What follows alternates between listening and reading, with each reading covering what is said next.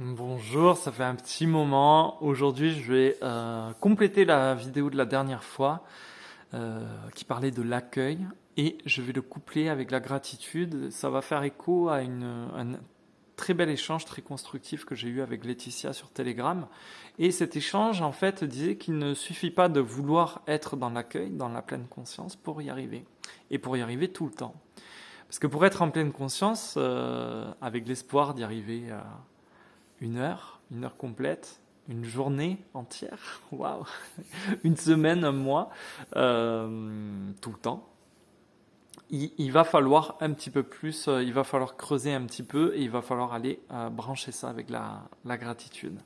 Parce qu'on arrive à un stade où la volonté cérébrale, la décision qui nous a permis de vouloir avancer, de vouloir aller vers l'éveil, de poser un désir vers plus de conscience, plus d'éveil, et bien là, maintenant, ça suffit plus. Et cette décision cérébrale, elle est même contre-productive. En ce sens, vouloir mentalement et accueillir et être en conscience, c'est deux concepts assez incompatibles, bien qu'on veuille accueillir. Parce que la volonté d'être en pleine conscience de manière durable, en fait, ça doit se déconnecter du cérébral, de ton auto-jugement.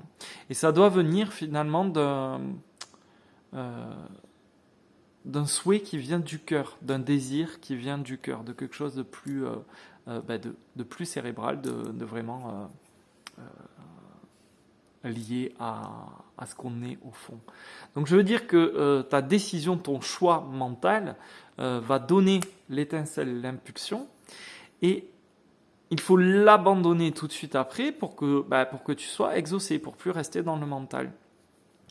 Donc ce désir profond de faire quelque chose, de comprendre quelque chose, ça boucle finalement avec ce qu'on a vu avec la loi de radiation, le principe d'attraction, c'est le fameux que ta volonté soit faite.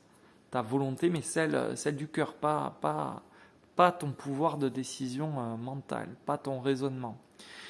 Et ça se produit à chaque fois. Dès que tu es dans le cœur, ça se produit à chaque fois. L'univers va se mettre dans ton alignement pour faire concorder tous les facteurs et attirer à toi tous les éléments qui vont être propices à la réalisation de ta volonté.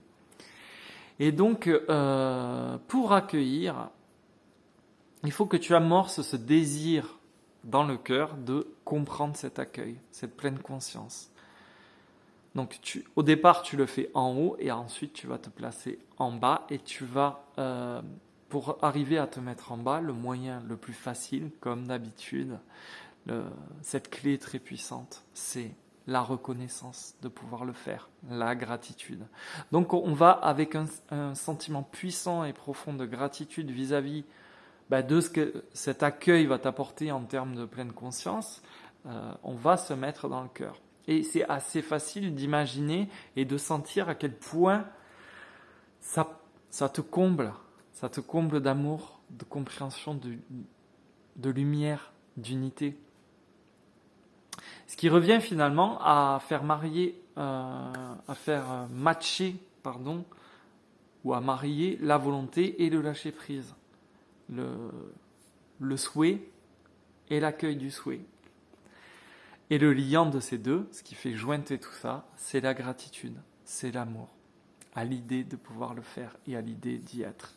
Donc tu vois, quand tu penses qu'il te faut travailler spécifiquement la pleine conscience, là tu juges que la pleine conscience, ça nécessite un coût, un effort, du temps, un entraînement, de la concentration ou un état d'esprit particulier. Alors qu'en fait, ça demande justement de cesser de travailler, d'arrêter d'être dans le laborieux, dans l'effort, pour accueillir en fluidité, en gratitude, avec beaucoup d'amour, tout simplement. Et donc même lorsque tu vas avoir des décrochages, des moments un petit peu plus dans le dur, dans le mental, tu peux également l'accueillir. Accepte ce décrochage tout en reconnaissance. C'est un peu une valse avec des hauts et des bas, une respiration par vague. Et c'est nécessaire à ton acclimatation, à cette nouvelle manière de vivre en conscience. Donc accepte tes décrochages, accepte d'être parfois un petit peu plus dans le mental, dans le dur. Ça va de toute manière venir en douceur tout ça. Tu vois, de la manière la plus adaptée et la plus juste pour toi, avant que ça devienne un état quasi constant. Et donc, tu peux aussi avoir de la gratitude pour ça, pour chaque étape, et même pour on va dire, pour ce que ça va t'apporter à court et moyen terme.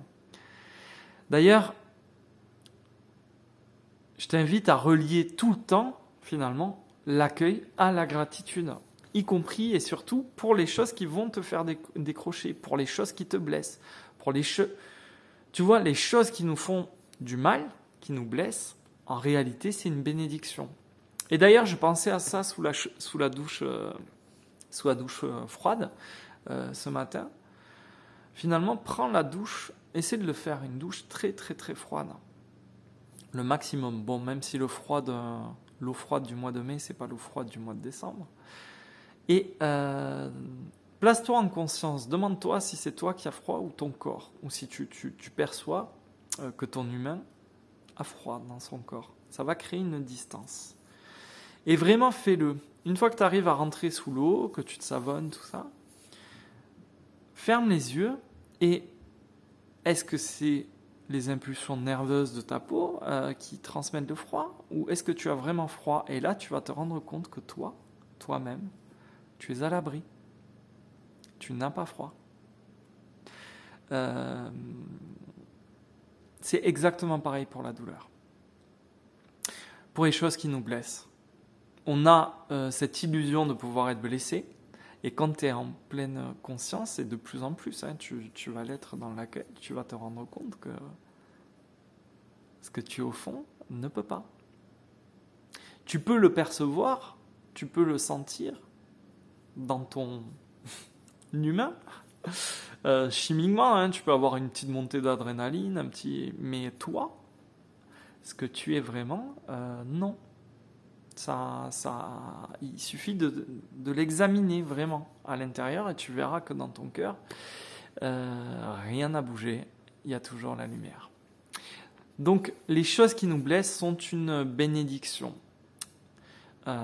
Et pourquoi c'est une bénédiction? Parce que on est toujours en train d'avancer, d'apprendre tout le temps, et les choses qui nous blessent, c'est des balises, des marches sur notre chemin d'apprentissage. Donc le fait d'accueillir une émotion, même une émotion négative, surtout une émotion négative, on doit le considérer comme l'accueil d'une énergie qui va se manifester devant nous.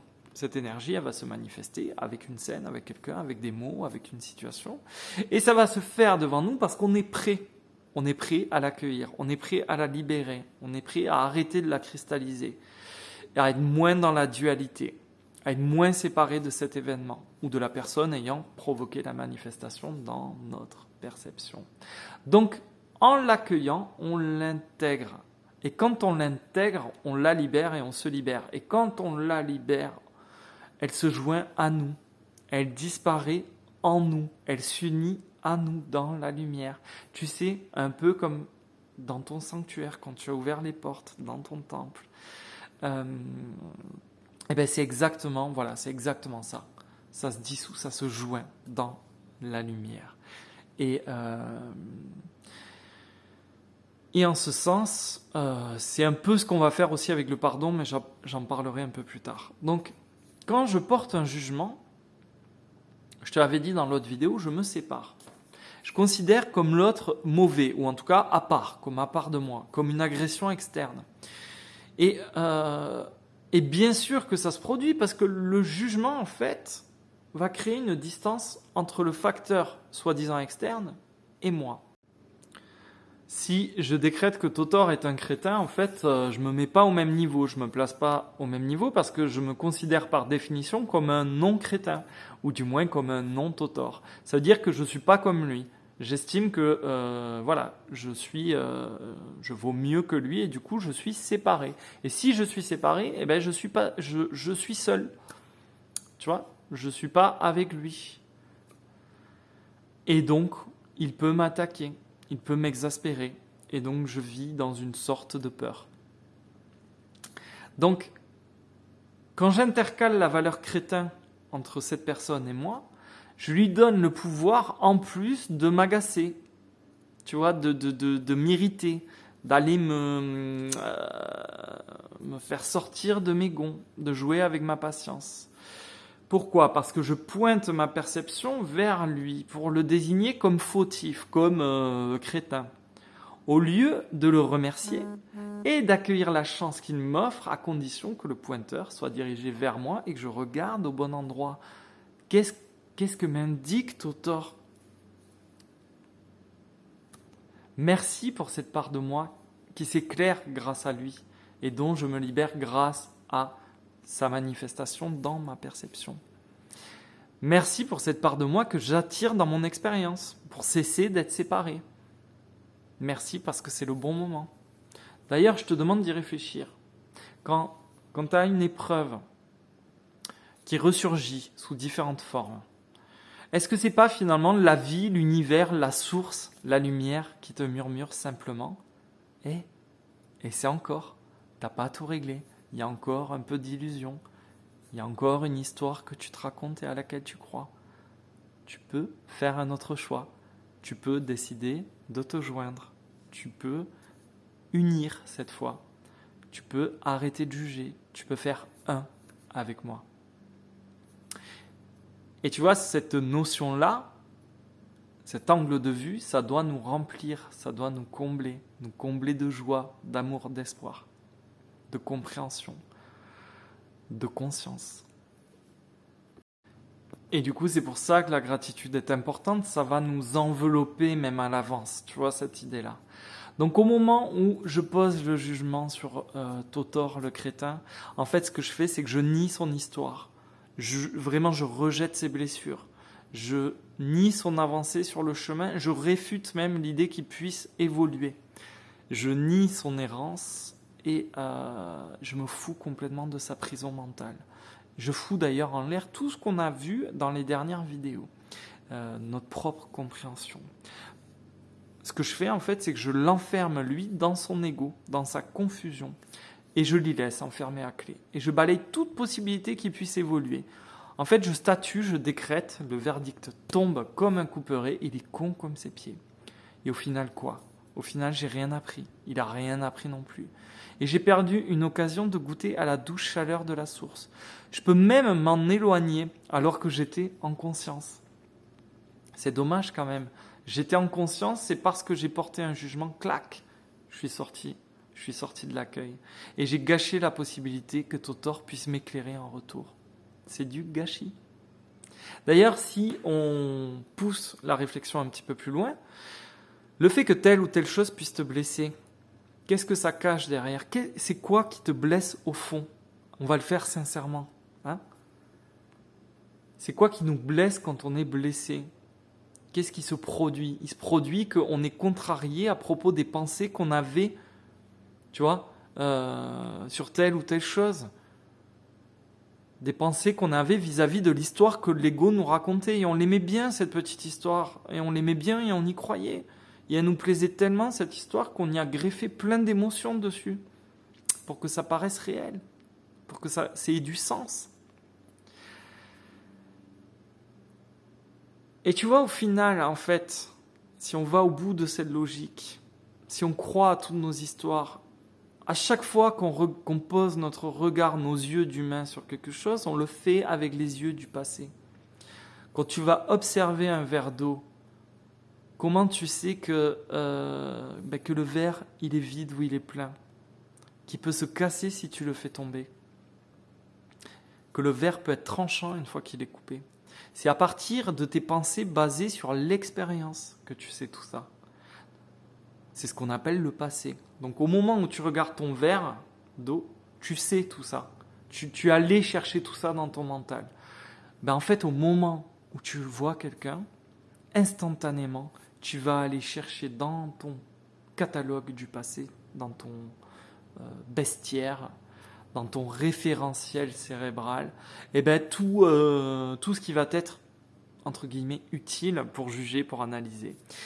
Et tu vois, la personne, en fonction de ses mimiques, de sa posture, de son vocabulaire, de son parfum, de son comportement, de son sourire, eh ben, tu vas pouvoir préjuger, décréter, déduire, supposer, statuer, dresser des hypothèses et juger. Et donc, il y a 2 cas de figure, ça peut matcher, tu vois, comme un algorithme un peu sur Tinder ou sur Mythique. Banco, t'es séduit parce que ça va aller titiller des choses agréables de tes expériences passées et donc tu vas te mettre à sourire et puis tu vas être dans la séduction. Et il y a aussi l'autre pendant, c'est que cette personne elle débarque avec ses gros sabots, crac, intirite et va aller chercher des expériences passées pas forcément agréables, où elle va aller appuyer sur des blessures. Et là, ça va foirer. Tu vas pas du tout être dans la séduction, tu vas être agacé sur la défensive et tu vas avoir envie de te tenir à distance. J'aimerais que tu retires avec moi objectivement ton ego, ton mental, et que tu te demandes du coup, une fois que tu as déposé ton cerveau, que tu t'es coupé de toute l'expérience passée, finalement de l'empilement de tes déductions, de tout ce que tu t'es auto-enseigné, avec tes 5 sens limités, quel est le critère objectif pour être séduit? Une fois que tu enlèves ton ego, quand tu enlèves l'ego, le mental, quel est le seul paramètre fiable pour que ton attirance envers quelqu'un ne soit pas totalement bancale? À plus forte raison, si cette même personne en face, elle n'a pas conscience qu'elle est dans une confusion avec son ego. Comment on peut être sûr qu'on n'est pas dans un jeu totalement biaisé, où chacun se présente à l'autre en essayant de rafistoler ses blessures, en dissimulant ses manques, en essayant de prendre une revanche sur telle ou telle chose? Le seul critère qui reste finalement, c'est le cœur, toujours 50 cm plus bas. Et ce qui vaut pour la séduction, ce que je viens de te dire pour la séduction, ça vaut aussi pour la détestation. On est quelqu'un, on ne peut pas se le sentir, on ne peut pas se le piffrer parce qu'il vient de percuter nos petites histoires. Parce qu'il vient d'aller toucher dans des histoires auxquelles on croit qui ne sont pas agréables. Il vient de nous irriter parce qu'il est rentré de plein fouet d'une manière un peu brutale dans tout ce qu'on a cru, tout ce qui fait tenir debout notre petit roi. Et du coup, ce qui est pareil pour une personne vaut aussi pour une situation, bonne ou mauvaise, avec exactement les mêmes critères. Si on n'est pas dans le cœur, si on n'est pas dans l'accueil, en fait, on fait une analyse cérébrale basée sur nos 5 pauvres sens. Et donc, on va percevoir une toute petite fraction de quelque chose qui est infini. La réalité, elle est composée, mais d'une infinité de choses. Nous, on doit en capter, je ne sais pas, 1 millier, 2 milliers, 3 milliers, 5 000 éléments peut-être avec nos 5 sens, je ne sais pas, à chaque seconde. Sur quelque chose qui est infini, c'est-à-dire que dalle en fait, on ne sait rien. Donc, on fait ça, nous, en nous collant l'étiquette rationnelle, en se pensant, sachant, intelligent, et au final très très malheureux. C'est simple, si on réfléchit bien, regarde, on l'a vu dans le live avec Laetitia, on ne sait pas manger, on ne sait plus manger, on ne sait pas s'écouter, on sait à peine respirer correctement.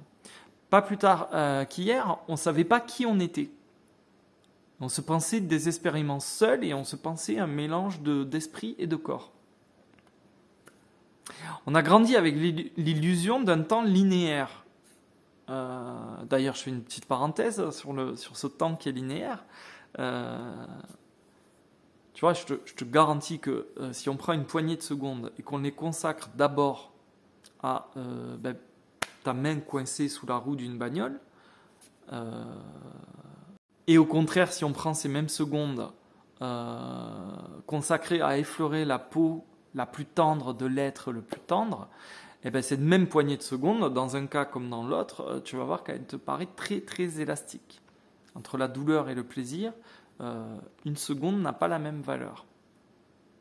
C'est un peu comme 1 heure de cours pour un enfant qui s'ennuie et 1 heure de récréation.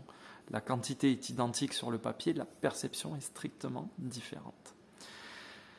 Et d'ailleurs, on voit le temps comme une ligne droite, en tout cas, on nous l'enseigne comme ça, alors que tout, il suffit d'observer, d'être, de regarder, de s'intégrer à tout ça. Il y a tout dans la nature qui indique que le temps a une essence plutôt cyclique.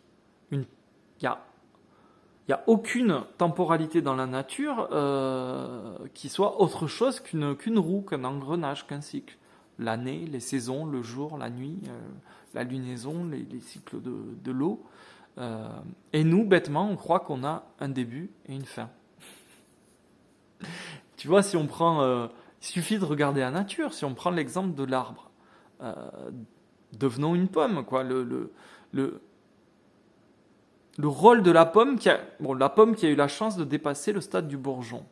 Ben, son rôle, sa fonction, c'est d'être une pomme, d'absorber un maximum de soleil, puis finalement de tomber une fois qu'elle est mûre et de se décomposer au sol et de retourner par les racines nourrir son créateur, l'arbre.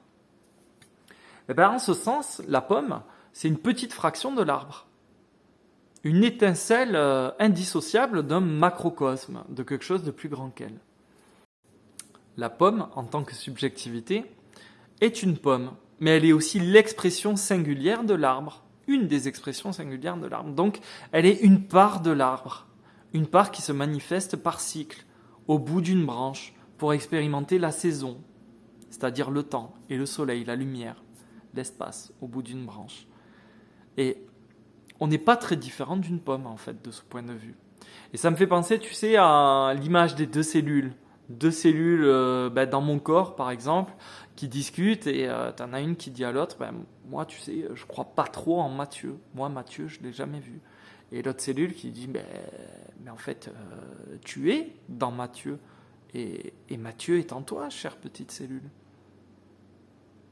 Bref, le plus souvent possible, je t'invite à accueillir et à le faire avec beaucoup, beaucoup de gratitude, avec une profonde reconnaissance pour cette part de toi qui se libère, qui a l'occasion de se libérer. C'est pour ça que j'ai de plus en plus souvent le sourire. Parce que merci pour cette part de moi qui s'éclaire enfin. Parce que je n'aurais pas pu y penser moi-même. D'ailleurs, c'est marrant, réfléchis bien d'où te viennent les grandes idées, d'où vient l'inspiration. En tant qu'auteur, j'ai souvent réfléchi et ce serait vraiment ambitieux de dire que toutes mes idées m'appartiennent. Ça vient d'ailleurs, de plus grand. Donc merci pour ça. On a trop tendance à penser qu'on est capable tout seul d'affiner tout ça à l'intérieur de nous, tu vois, d'être capable un peu comme si on était capable de faire une thérapie nous-mêmes. Alors qu'en fait, on a besoin d'absolument toutes les ressources, tout ce qui se manifeste pour y parvenir. Donc à chaque fois que quelqu'un ou quelque chose vient éclairer un truc en nous, même sous des apparences violentes, radicales, agressives, perturbantes, effrayantes, odieuses, accueille. On l'accueille. C'est un peu... c'est pas le côté violent qu'on accueille, c'est la formidable occasion, le cadeau fabuleux de compréhension. De compréhension de nous-mêmes, de l'autre, de tout. À travers nous-mêmes, à travers l'autre, à travers tout. Et si je te parle de tout ça, c'est pour que tu comprennes que l'autre, l'expression externe, la situation extérieure, c'est un miroir. Un miroir qui indique où tu dois travailler pour accueillir. Tu vois, je l'avais formulé sous forme de fumigène qui pointait des choses en toi, mais vraiment, et cette conscience-là du miroir, en fait. Ce qui est en train de se jouer à chaque seconde, c'est toi. C'est toi projeté à l'extérieur. C'est un miroir qui te revient. L'intérieur est, E-E-S-T, c'est l'extérieur. Et l'extérieur, c'est ton intérieur. Ni plus, ni moins. Donc en fait, quand tu accueilles ce qui se manifeste à l'extérieur, entre guillemets, c'est-à-dire cette expression de toi-même de l'intérieur qui est projetée au dehors, visiblement, accueille-le, parce qu'en fait, tu t'accueilles toi-même un peu plus. Tu vois, on pourrait dire même que quand on est très très séparé, beaucoup dans l'ego, en fait, on est en 1000 morceaux. C'est-à-dire qu'à chaque fois que se présente quelque chose, on le refuse, on le rejette, on porte un jugement dessus, et donc du coup, on ne peut pas sortir de cette amnésie, de cette confusion. On a toujours l'impression d'être tout seul. Quand tu le prends comme un miroir, que tu l'englobes, que tu l'accueilles, vraiment, mais de ta part la plus féminine, tu vois, tu embrasses tout ça. À chaque fois que se présente quelque chose, tu reviens, il y a des éléments de ton histoire, de ton être, de qui tu es vraiment, qui se joignent à toi. L'intérieur et l'extérieur et l'intérieur. Donc chaque rencontre, chaque seconde, chaque expérience est un reflet du jugement que tu portais sur toi-même ou de l'ignorance que tu avais à propos de ton être. Au moment où tu arrêtes de juger, tu arrêtes de te considérer comme à part et donc tu intègres que la personne en face n'est autre que ton reflet, le reflet de ce que tu as à travailler, le reflet de cette part de toi ayant précisément besoin de lumière, vois-le comme un appel à l'amour, ton propre appel à ton propre amour. Donc on l'accueille, on accueille. Et au moment où ça se présente devant nous, l'univers finalement nous tend cette chance, nous la sert sur un plateau, cette chance formidable de pouvoir nous reconnaître, de pouvoir nous en libérer, parce que ça y est, on est prêt. On est toujours prêt, il n'y a rien qui se passe dans notre expérience de vie pour laquelle on n'est pas à la hauteur. Il n'y a rien, il n'y a pas une seule fois où tu n'as pas les épaules pour l'encaisser, où tu n'as pas le cœur pour l'accueillir. Donc c'est une chance merveilleuse, à chaque fois que ça se présente. Et d'ailleurs, et c'est pour ça que je suis vraiment en gratitude, il y a toujours une part de moi qui se réjouit déjà, qui reconnaît déjà dans quel état sera mon cœur une fois que j'aurai changé ce qui se présente en lumière. Tu vois, c'est comme l'idée d'être content de grimper un petit peu plus haut sur la montagne. Ça me comble de joie, parce que je vais avoir une meilleure vue. Merci pour ça. Et donc, pour aller plus loin, au moment où tu résistes à la douleur, où tu y portes un jugement, finalement, tu fermes la porte. Et quand tu fermes la porte, pour soi-disant te mettre à l'abri avec le jugement, tu te sépares. Tu restes de l'autre côté de la porte. Et bizarrement, tu penses enfermer cette douleur de l'autre côté, mais en fait, c'est toi que t'enfermes.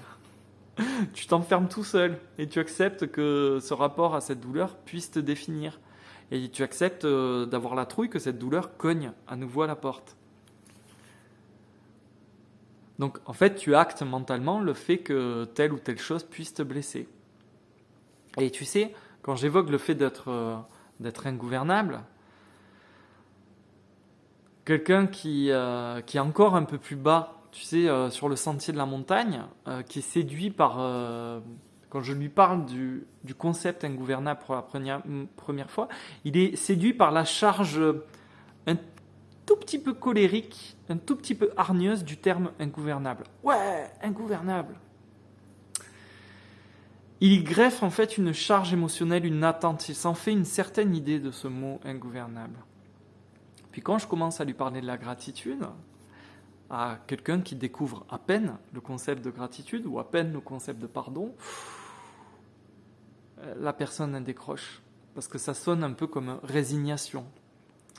Tu vois, pour quelqu'un qui est encore guidé par son ego. La gratitude, ça sonne comme faiblesse. Et la personne n'est pas capable de voir que c'est précisément en acceptant d'être défini par une douleur, par une peur, par un événement externe, qui va être capable de l'enfermer, qui va être capable de la marquer durablement, qui va conditionner même son comportement. Elle ne voit pas en fait sa propre faiblesse qui est immense, son propre enfermement. Tu vois ? Alors en fait, c'est tout le contraire, le fait d'accueillir, le fait d'être un passant finalement, de ne plus s'attacher sur la ligne de temps, de ne plus cristalliser, de ne plus enquister, de ne plus porter de jugement, de ne plus être dans le contrôle, de ne plus nourrir une douleur, un jugement, de ne plus être séparé, c'est pas une faiblesse, mais c'est précisément la libération, le renversement, la grande bascule vers ta grandeur, ta puissance, ton côté le plus ingouvernable. Donc si on va au bout du truc, si on est lié à tout, l'unité, le un, ne souffre d'aucune exception. Soit quelque chose est séparé, soit tout est un. Est-ce qu'il y a quelque chose, du coup, une seule chose qu'on ne peut pas accueillir, qui ne soit pas acceptable? C'est quoi l'inacceptable? Ce qui est inacceptable, au fond, c'est ce que j'ai considéré moi-même comme inacceptable. C'est ce que j'ai décrété comme tel. Et je pense que, tu vois, pour être tout à fait sincère avec toi, il faut que tout ce bloc de pensée, pour être cohérent, il faut aller le frotter sincèrement, parce que je te dois un maximum de sincérité, d'authenticité. Il faut aller le frotter à ce qu'il y a de pire. Il faut aller au bout de la logique. Et on va le faire, on va le faire. On va prendre un exemple dur, très dur. Tu vois, un tueur, un violeur, ou même un pédo. On va imaginer qu'on est confronté à ce spécimen. Et je ne suis pas en train d'accueillir la pratique sexuelle sur des gosses, ni même de la définir comme acceptable. J'accueille juste le sentiment qui gronde en moi au moment où cette personne se manifeste dans ma perception. J'accueille cette impulsion qui réclame un coup de hache dans les burnes. Tu vois ce que je veux dire? Ça éclaire en moi quelque chose, comme en nous tous possiblement. Ça éclaire cette peur de ne pas être certain à 100% de pouvoir un jour protéger nos enfants des prédateurs. Tu vois ce que ça éclaire? C'est pas la personne en elle-même. La personne, c'est le messager. Et donc, tu vas décrypter ce que le messager t'envoie. Et c'est précisément cette impuissance à protéger mes gamins de tel ou tel prédateur qui me rend tout petit. Et c'est ça que je hais chez lui. C'est ça que ça me renvoie chez moi. Ça peut renvoyer plein d'autres choses, comme les dysfonctionnements de la justice, comme tout ce qui peut se greffer dans un océan d'opinion. Mais tu vois, au niveau des peurs, ce que ça soulève, ça vient éclairer ça. Ça devient plus intéressant qu'un simple jugement, tu es un monstre. Et c'est précisément ça qui me pousserait à m'enfermer, à intercaler le jugement ordure, monstre, entre lui et moi.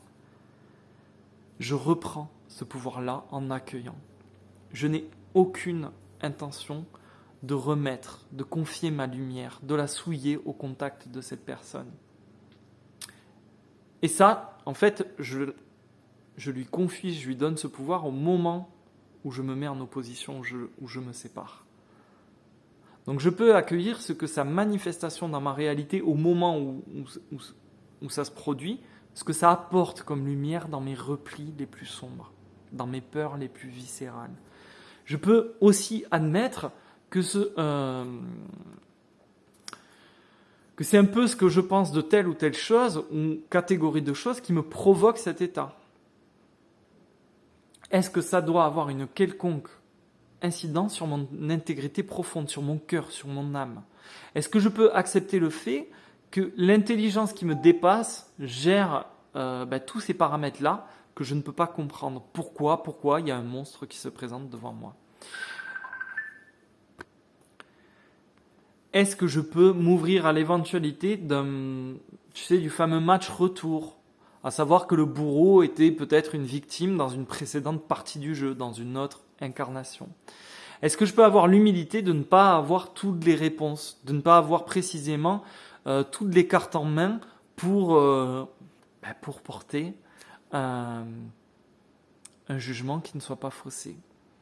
Est-ce que je peux accepter le fait que je ne sais pas comment gérer en société ce genre de personnes? Est-ce que ça doit m'empêcher d'accueillir cette noirceur et de m'en libérer pour autant? Est-ce qu'un seul humain peut freiner ma capacité à accueillir et à étendre ma lumière? Est-ce que tu vois, je peux revenir tout petit comme ça et trébucher sur la rencontre de quelqu'un? Pour revenir à l'image de la pomme, est-ce que la nature voudrait rectifier une pomme biscornue? Est-ce qu'elle offre moins d'amour, moins de soleil à un fruit trop petit ou difforme? Tu vois, quand on juge, au lieu de se mettre dans la position du soleil, on se met à priver les fruits de lumière. Tu vois, en faisant une sélection. Pire, on devient une pomme toute petite qui refuse qu'un insecte picore, qu'un ver se serve au passage, ou qu'un oiseau mutile sa chair d'un coup de bec. Tu vois, alors que tout ceci est utile, tout ceci fait partie du grand tout. Tout ceci ne change rien au merveilleux plan bien plus vaste qui se lie au fil des saisons et à l'échelle de la vie d'un arbre. Je sais pas si je suis bien clair, mais bon, j'espère.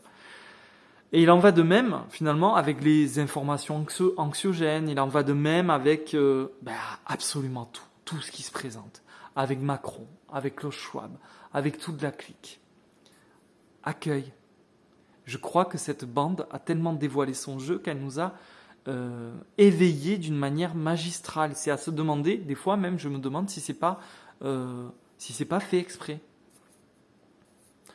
Quoi qu'il en soit, avec tout ce que je viens de te dire, ça t'invite à ne pas chercher des réponses en fonction de ce qui se présente. Ça t'invite à accueillir, en fait. À accueillir même si tu ne sais pas, même si tu ne comprends pas. Ce que je suis en train de te dire, c'est que tu n'as pas besoin de comprendre systématiquement tout de suite pour accueillir. Parfois, tu auras le recul avec le temps pour dire « Ok, maintenant je comprends mieux ».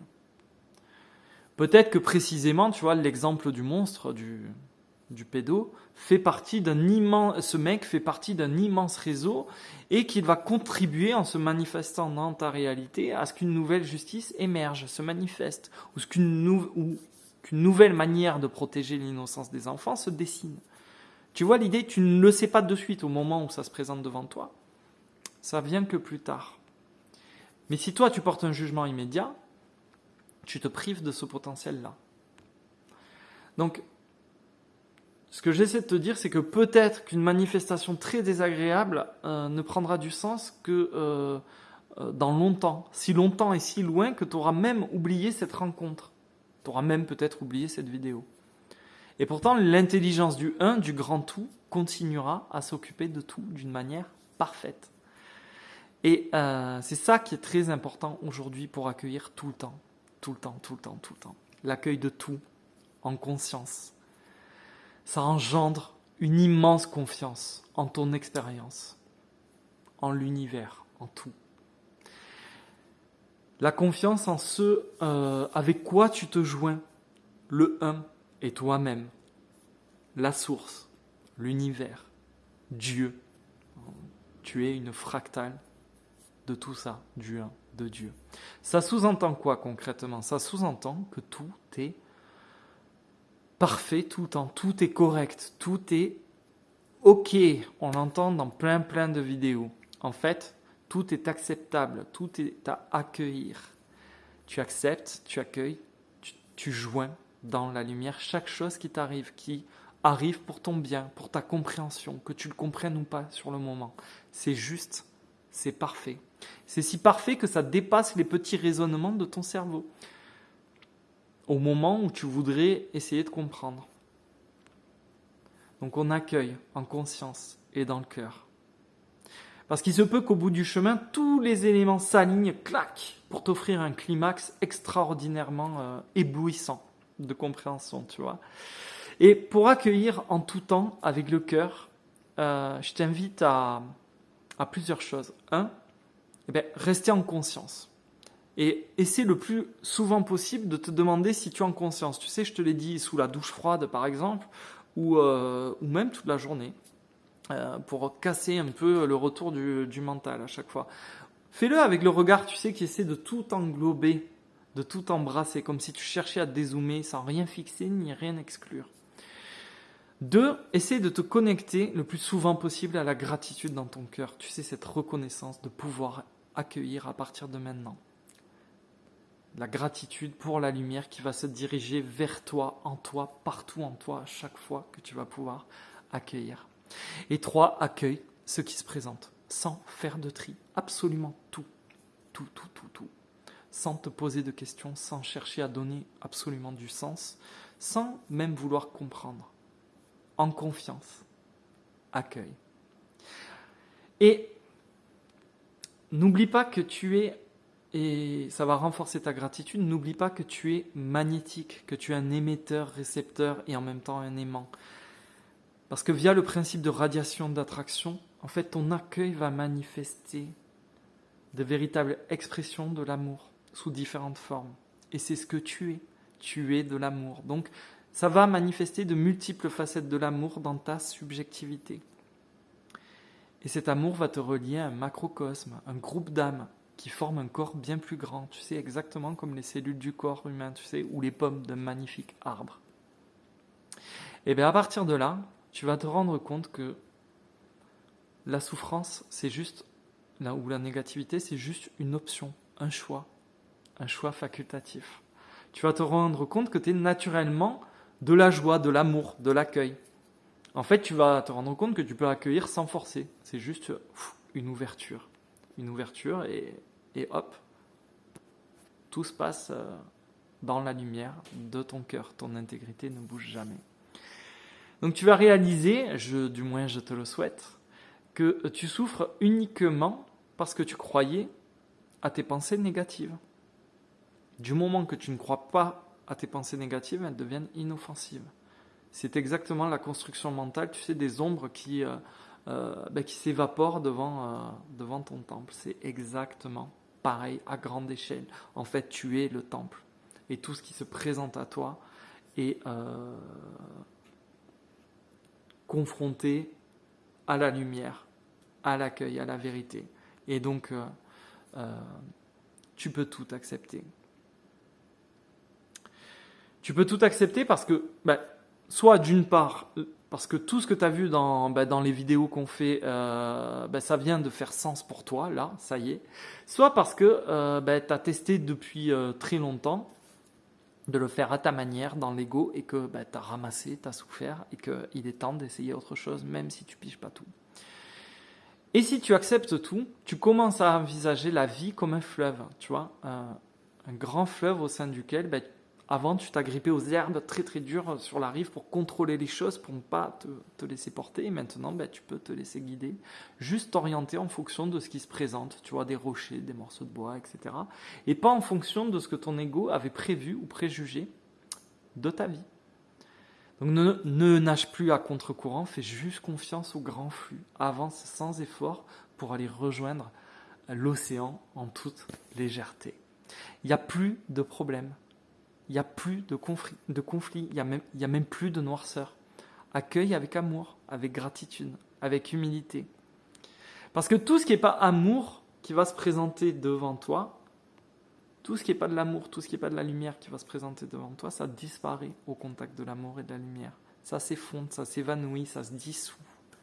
Exactement comme je te l'ai dit, pour tes propres ombres, à la lueur de ton cœur. Tu te souviens, là, tu es ton cœur. En fait, tu es l'expression globale de ton cœur. Tu es ton temple, ton sanctuaire. Et tout ce qui se manifeste devant toi, c'est comme tes ombres. C'est-à-dire, on va même plus loin, on reboucle. Comme ça, je suis bien sûr du truc. Ce qui se manifeste devant toi, c'est l'expression de l'intérieur. C'est pas externe. C'est une part de toi qui se manifeste. Et donc, tu es tout le temps en train de faire le tri de ce qui est de l'amour, de ce qui n'en est pas, de ce qui est une illusion et de ce qui est la vérité. Donc à partir de ce moment, tu vas commencer à voir dans ton expérience et chez les autres un nombre infini de raisons d'accueillir.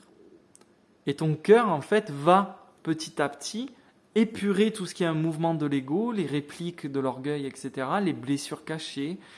À chaque phrase que tu vas entendre, à chaque geste que tu vas voir, et à chaque fois, ton cœur va être capable d'aller déceler les pépites d'amour que tu t'offres et que tu offres au monde en retour et que le monde t'offre.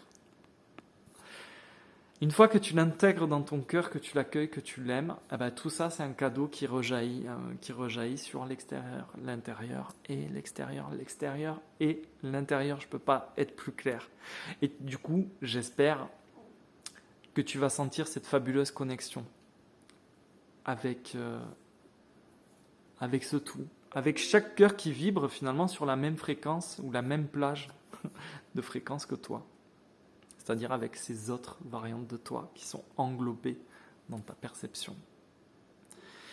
J'espère que tu vas vraiment sentir, surtout par-dessus tout, une vraie connexion à toi, à ton soi avec un S majuscule, à ton être, à ta partie lumineuse, à ta partie divine. Normalement, ça devrait se produire comme si tu retombais amoureux de la vie, comme si tu retombais amoureux de toi-même, comme si tu retombais amoureux de chaque événement qui apparaît et disparaît dans ta subjectivité, dans ton champ de conscience. C'est comme retomber amoureux de toi, de moi, de tout, du un. Et donc, être heureux, être dans le bonheur et dans l'amour, c'est vraiment, j'espère que tu vas le sentir comme ça, c'est ton état naturel. Là, tu n'as plus besoin de forcer, tu reviens à toi, tu te retrouves. Sans forcer. Et donc, finalement, à chaque fois que tu ne seras pas en mesure d'accueillir, à chaque fois que tu vas décrocher, à chaque fois que tu ne seras pas complètement heureux, parfaitement lumineux ou rayonnant, eh ben, c'est que tu retombes sur tes pensées limitantes. C'est que tu tombes à chaque fois sur tes vieilles croyances. Les tiennes ou celles des autres, entre guillemets. Comme autant de fumigènes qui continue de t'indiquer quoi faire et où regarder, comme autant de miroirs qui te renvoient où diriger ta lumière, pour que tu puisses ouvrir tes bras, ouvrir ton cœur, sourire et, je te laisse compléter, accueillir. Et, si tu l'as compris, la gratitude qui va permettre à chaque fois de désamorcer le jugement, de ne plus rien intercaler et d'accueillir tout le temps, quelle que soit la situation, quelles que soient les circonstances. D'accueillir l'apprentissage que tu es en train de faire sur toi-même, de t'en réjouir et de reconnaître. Tu vas récupérer ton pouvoir au moment où tu commences à t'écouter. Et ça m'amène justement à cette notion d'écoute. Tu vois, on peut faire le lien exactement comme avec une erreur de jugement. Quand tu commets une erreur de jugement et que tu la corriges en accueillant, tu en apprends beaucoup sur toi-même. Une fois que tu portes de la lumière sur ce jugement, sur cette ombre, sur cette douleur. Et bien la douleur physique, c'est une expression de ton corps. Et ça me fait penser à une petite anecdote. J'ai reçu un des miracles il n'y a pas très longtemps, je crois que c'était la semaine dernière. Et on a discuté justement des douleurs physiques. Elle me disait qu'on n'avait pas spécialement abordé les douleurs physiques avec nos vidéos et tout. Et donc la discussion rapidement a porté sur cette fameuse douleur physique. Dans un premier temps, j'expliquais quoi. Quand on se rend compte qu'on est perception, qu'on est conscience, on peut s'en détacher exactement comme pour le froid. On peut aussi se servir d'affirmation ou de respiration, de méditation pour atténuer tout ça, pour y mettre une petite distance. Mais au final, la discussion était assez intéressante puisqu'on a parlé en fait de vésicule biliaire et de crise en fait qui étaient liées, et c'est là que je lui ai demandé quel était le message en fait de cette douleur, quand est-ce que ça se produisait. Et on s'est rendu compte que c'était lié à la colère et à chaque fois qu'il y avait une dispute. Donc au final, le résumé de cette question, c'était: Mathieu, comment faire pour continuer à me disputer sans avoir mal à ma vésicule biliaire? C'est un peu comme, tu vois, aller voir le médecin, docteur, j'ai mal au poumon, je fume 3 paquets par jour et je compte pas arrêter de fumer. Donnez-moi un cachet pour que je puisse continuer de fumer sans avoir mal au poumon. C'était un peu le principe. Ce qui est important, c'est pas de vouloir masquer la douleur même globalement, tu vois, la négativité. Mais là, restons maintenant dans la douleur du corps, dans ce signal-là. La douleur est un signal, une impulsion. Et donc, c'est un message et il y a quelque chose à décrypter derrière. Donc, il faut le voir toujours comme un indicateur, toujours comme un fumigène qui indique, qui donne la direction. Qu'est-ce que va me dire une migraine à propos de mon ignorance, de ma propre méconnaissance? Qu'est-ce que ça m'apprend sur moi-même, sur mon fonctionnement? Quel morceau de mon amnésie, de mon oubli, ça m'apporte, là, sous mes yeux, dans mon expérience? Qu'est-ce que me dit un mal de ventre? Qu'est-ce que me dit une insomnie? Qu'est-ce que me dit une prise de poids? Qu'est-ce que me dit... tu vois ce que je veux dire? Quand tu accueilles, tu te mets à écouter. Accueille le message. Accueille le messager qui est la douleur. Accueille l'enseignement que tu vas en tirer. C'est ce qui est derrière le message. Et ça, tu ne peux le faire qu'avec beaucoup de gratitude. Parce que regarde, tu prends une douleur, tu te mets à l'accueillir, tu l'écoutes. Et cette douleur va t'apporter quelque chose et en plus de la lumière. C'est pas une bonne raison d'être dans la gratitude, ça. Donc au bout du compte, ce qui marche pour les douleurs, ce que je viens de te dire, et qui marche pour la négativité, vis-à-vis de tout ce qui se passe dans ta vie, dans ta subjectivité, ça marche aussi pour tout ce que l'univers t'envoie comme signal dans ta perception, dans ton champ de conscience. En permanence, tout le temps, il discute avec toi. Donc le fait d'accueillir, tu redeviens à l'écoute, tout court, des douleurs, des manifestations et de tout ce qui se passe. Et j'ai envie de dire à l'extérieur, mais aussi à l'intérieur en même temps, puisque l'un et l'autre est EST et inversement. Je te le rappelle, l'intérieur et l'extérieur sont une seule et même chose. C'est deux manifestations de ta même conscience. Un peu comme sentir beaucoup d'amour en soi, mais aussi une caresse sur ta peau. Ou un regard qui peut t'éblouir et te couvrir de bonté. Le sentiment va être à l'intérieur. Et le reste, en fait, c'est quoi? C'est juste un bout d'intérieur qui est manifesté, projeté au dehors et qui te revient. Ça reste la même chose. Bon, je ne sais pas si je suis très clair. Moi, j'ai l'impression de l'être. Je verrai ça en me réécoutant. Donc, pour faire un résumé, avec mais quand je dis beaucoup, c'est une immense gratitude, une gratitude infinie, une reconnaissance infinie. Remercie-toi, toi et l'univers, toi, le un, pour tous les enseignements qui se présentent en toi. Et tu vois, ce que tu appelles les autres, le monde, les douleurs, la négativité, tout ça, c'est en toi. Remercie-toi pour ces apprentissages que tu es en train de redécouvrir. Remercie-toi pour les petits et grands décryptages qui vont nourrir ta compréhension chaque jour. C'est de la lumière à chaque fois qui s'invite en toi. Remercie-toi pour tous les pas que tu réalises pour te rapprocher un peu plus de toi-même, de ton être lumineux, divin. À chaque fois que tu cesses de juger, que tu cesses de t'attacher au passé, quand tu arrêtes de vouloir tout contrôler, bref, quand tu accueilles avec reconnaissance, remercie-toi du fond du cœur. C'est à chaque fois un bon en toi que tu fais. Et donc là, une fois qu'on fait ça, qu'on est dans l'accueil total, constant, sans effort, sans jugement, sans chercher à comprendre, sans chercher même à donner du sens, on est dans une sorte d'amour inconditionnel et constant et on retrouve notre fonction, notre véritable fonction. Tu sais, je te l'avais dit dans d'autres vidéos. Je t'avais parlé des différents règnes, tu sais, du règne minéral qui était travaillé par l'eau, par les éléments, etc. Ça allait nourrir le règne végétal dans le sol, etc. Et les fleurs et machin qui allaient nourrir le règne animal. Et en fait, dans cette immense symphonie où chaque grain d'herbe, chaque petit insecte, chaque bactérie, chaque champignon, chaque fleur, chaque arbre a sa fonction, une fonction parfaite. Nous, je t'avais dit qu'on était le seul acteur de cette magnifique symphonie à ne pas avoir le seul instrument, à ne pas avoir de fonction à l'avoir oublié. Et on y revient du coup à notre véritable fonction quand tu es dans l'accueil.